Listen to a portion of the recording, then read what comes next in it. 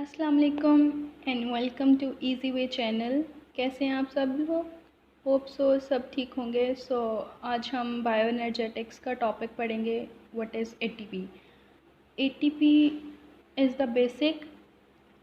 अगर आपने photosynthesis understand करनी है या फिर respiration, you must know about ATP. ठीक है, एटीपी क्यों ज़रूरी है और इसका बॉडी में क्या रोल होता है, like in the processes of photosynthesis and in the process of cellular respiration. This is the main topic और बोर्ड में इसमें से एटलीस्ट शॉर्ट क्वेश्चन तो ज़रूर आता है। ठीक है, आपने इस टॉपिक को बहुत अच्छे से समझना है और इसको बहुत अच्छे से प्रिपेयर करना है। सबसे पहले हमें पता होना चाहिए ATP stands for what. ATP a means adenosine triphosphate. Adenosine triphosphate.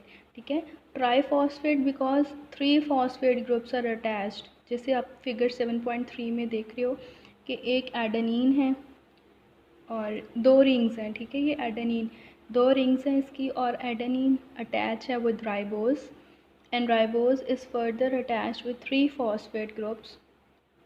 So adeno and ribo makes adenosine and the 3 phosphate groups make triphosphate, so it becomes adenosine triphosphate. ठीक है, एटीपी जो है वो सेल को एनर्जी प्रोवाइड करती है, cell की energy currency है। सेल ने अगर कोई भी काम करना है, उसको एनर्जी चाहिए, उसने एनर्जी यूटिलाइज़ करनी है। ठीक है, तो वो in the form of ATP utilise होगी। और अगर कोई भी रिएक्शन हुआ है और उसमें एनर्जी प्रोड्यूस हुई है, so it will be produced in the form of ATP. So this is the आप कह लें इसको main, this is the basic. और अब हम इसको लाइन वाइज रीड करते हैं और फिर मैं आपको इसको एक्सप्लेन करती जाऊँगी। The major energy currency of all cell is a ATP. ठीक है, न्यूक्लियोटाइड है ये। न्यूक्लियोटाइड उसको कहते हैं जिसके अंदर नाइट्रोजिनस बेस हो, शुगर हो और फॉस्फेट ग्रुप्स हों। ठीक है, तो इट बिकम्स अ न्यूक्लियोटाइड और it is the main energy source for majority of the cellular functions. Like cell ने अगर कोई मैक्रो मॉलिक्यूल सिंथेसाइज करने हैं, जैसे डीएनए, आरएनए या प्रोटीन्स वगैरह बनाने हैं, उनमें जो एनर्जी चाहिए होगी वो हम एटीपी से लेंगे। मूवमेंट करनी है, ठीक है, उसमें भी एनर्जी एटीपी वाली चाहिए होगी। ट्रांसमिशन ऑफ नर्व इम्पल्सेस, अगर बॉडी की एक पार्ट से दूसरी पार्ट कोई इम्पल्स पहुंचनी है, नर्व इम्पल्स, ठीक है, उस इम्पल्स को पहुंचाने में भी एटीपी चाहिए होती है।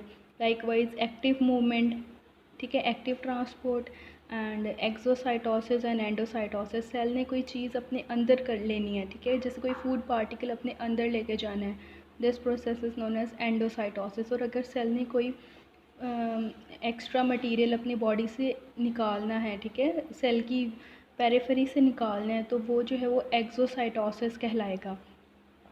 और ये सारे प्रोसेसेस में हमें एटीपी चाहिए होगा। ठीक है, ability of ATP to store and release energy due to its molecular structure.